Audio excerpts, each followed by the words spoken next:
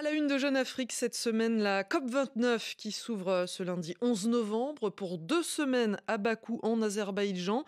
Jeune Afrique consacre une série d'articles à ce grand rendez-vous mondial. Bonjour François Soudan. Bonjour Clotilde. Alors quelle place l'Afrique va-t-elle occuper dans cette nouvelle conférence des Nations Unies sur le climat?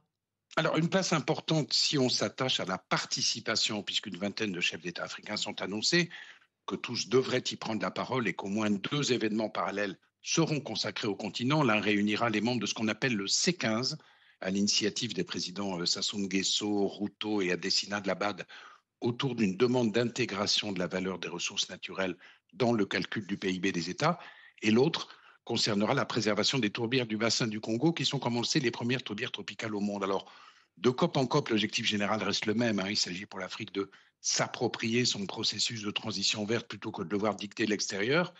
Il s'agit aussi d'imposer son propre narratif sur l'énergie. La sécurité énergétique, ça n'est pas que pour les riches.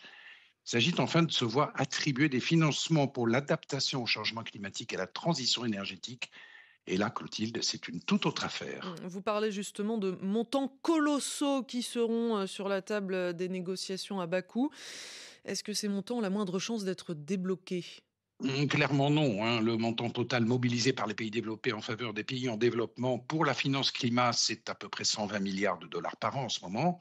Or, les besoins sont évalués à 2400 milliards annuels d'ici à 2030, dont 1300 milliards rien que pour l'Afrique. On est donc très loin du compte.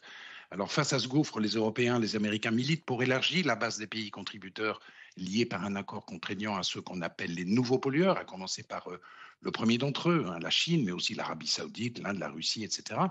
Le problème, c'est que le rapport des forces à la COP29 ne sera pas du tout en leur faveur. Les États-Unis viennent d'élire en Trump un président, comme on le sait, ouvertement climato-sceptique, et l'Europe sera en position de faiblesse du fait de la participation minimale de la France due aux relations exécrables entre Paris et Bakou. Et comme on imagine mal, Clotilde, le groupe Afrique faire pression sur la Chine ou l'Arabie Saoudite, on peut déjà prévoir que si nouvel accord de financement il y a, il sera à minima. On évoque souvent les crédits carbone comme étant l'une des clés du financement de l'adaptation et de la transition climatique en Afrique. Est-ce qu'on peut vraiment y croire? Sur le papier, oui. Par exemple, la valeur de la compensation carbone du bassin du Congo est évaluée à 770 milliards de dollars par an, soit un tiers du PIB de tout le continent. Vous imaginez ce que ça représente.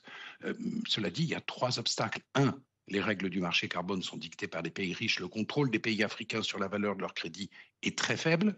Deux, on a affaire à un marché volontaire du carbone qui a un problème de régulation, d'intégrité, de transparence, de fragmentation. Il y a aujourd'hui pas moins de 78 mécanismes de taxation de la tonne carbone différentes, laquelle est monétisée entre 6 et 100 dollars. Enfin, force est de constater que beaucoup de projets d'achat-compensation de crédit carbone émanant de grosses sociétés multinationales à l'œuvre sur le continent relèvent du greenwashing sans impact notable sur la véritable reforestation et sur le captage du CO2. Conclusion quotidienne, il faut impérativement que les pays africains, en particulier ceux du bassin du Congo, se dotent chacun, sous le contrôle de leur ministère de l'Environnement respectif, d'une réglementation interne du marché du carbone, avec supervision de l'autorisation des projets, de leur conformité, gestion d'un registre national du carbone.